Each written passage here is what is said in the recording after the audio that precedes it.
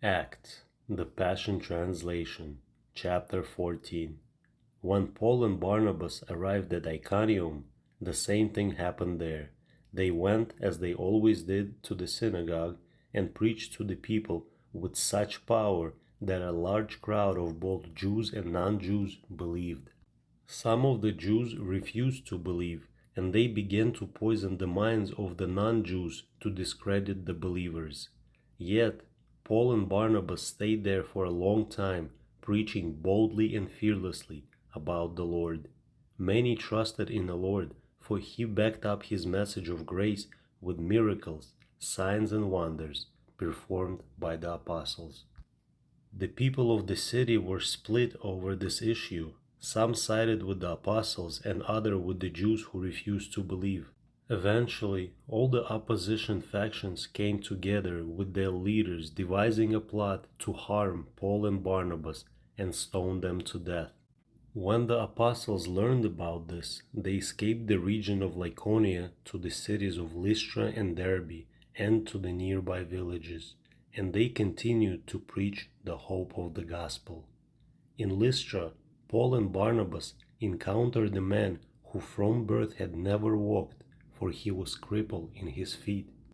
He listened carefully to Paul as he preached. All of a sudden, Paul discerned that this man had faith in his heart to be healed. So he shouted, "You, in the name of our Lord Jesus, stand up on your feet."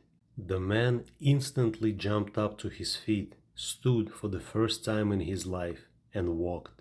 When the crowd saw the miracle Paul had done, they shouted in their own language, "The gods have came down to us as men."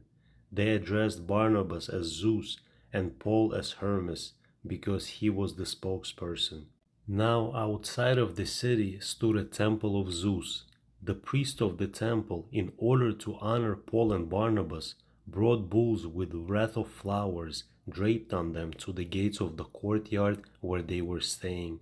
The crowd clamored to offer them as sacrifices to the apostles. He even brought flower wreaths as crowns to place on their heads.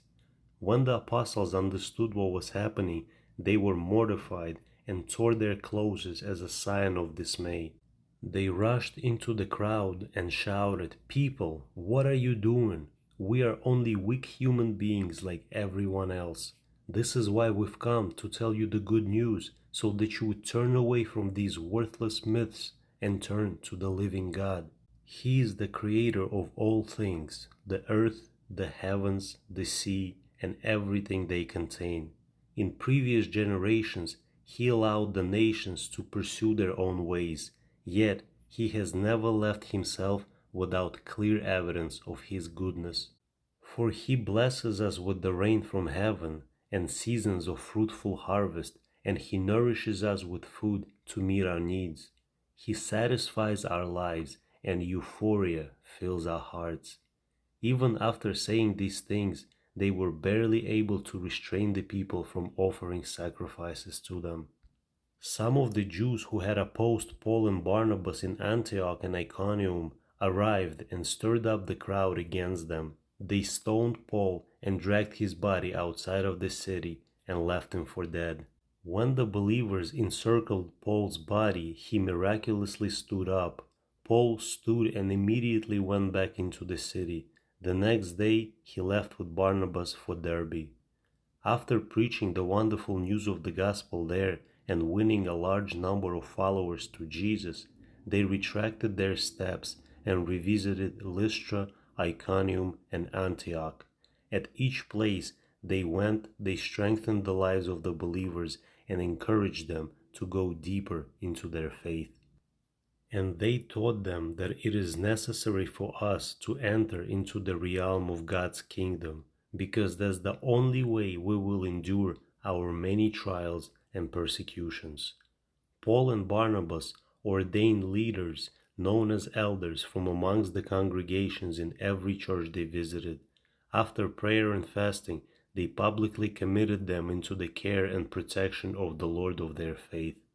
After passing through different regions of central Turkey, they went to the city of Perga, preaching the life-giving message of the Lord. Afterward, they journeyed down to the coast of Antalya, and from there they sailed back to Antioch. With their mission complete, they returned to the church where they had originally been sent out of as missionaries, for it was in Antioch where they had been handed over to God's powerful grace.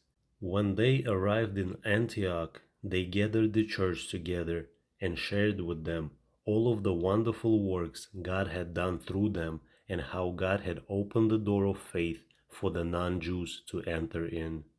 Afterwards, Paul and Barnabas stayed there for a long time in fellowship with the believers.